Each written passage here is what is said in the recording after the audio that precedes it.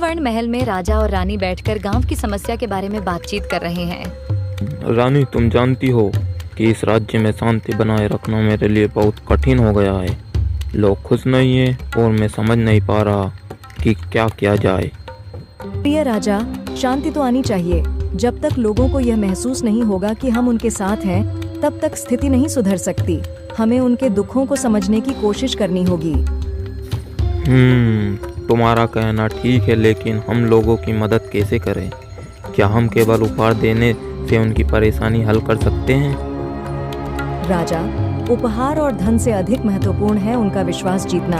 हमें उनसे मिलकर उनकी समस्याएं समझनी चाहिए और फिर मिलकर समाधान ढूंढना चाहिए। राजा और रानी गांव में प्रसन्न होकर जाते हैं। वे गांव वासियों से मिलते हैं।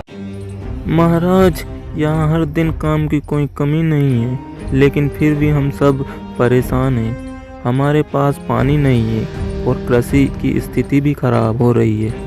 अच्छा ठीक है, हमें यह सब समझ में आ रहा है। तुम लोग क्या चाहते हो?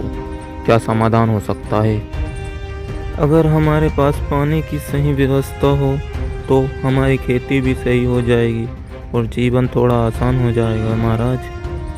रानी, मुझे लगता है कि हम सही रास्ते पर हैं। गांव वालों के लिए पानी की व्यवस्था करना हमारी पहली प्राथमिकता होनी चाहिए। और इसके अलावा हमें उनके शिक्षा और स्वास्थ्य पर भी ध्यान देना चाहिए।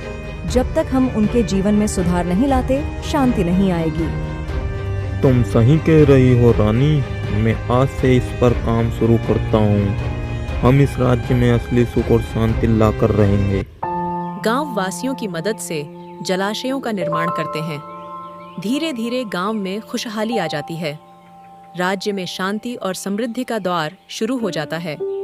हम सभी ने मिलकर इस राज्य को फिर से खुशहाल बनाया। यह शांति और समृद्धि हम सभी की मेहनत और एकजुटता का परिणाम है। धन्यवाद मेरी प्रजा। रानी राजा का साथ देती है और दोनों हाथ जोड़कर गांव वासियों का आभार व्यक्त करते हैं। सिर्फ एक राजा और रानी ही नहीं, बल्कि हम सभी मिलकर ही इस राज्य को मजबूत बना सकते हैं। जब तक हम एक दूसरे का साथ देंगे, कोई भी कठिनाई हमें हरा नहीं सकती।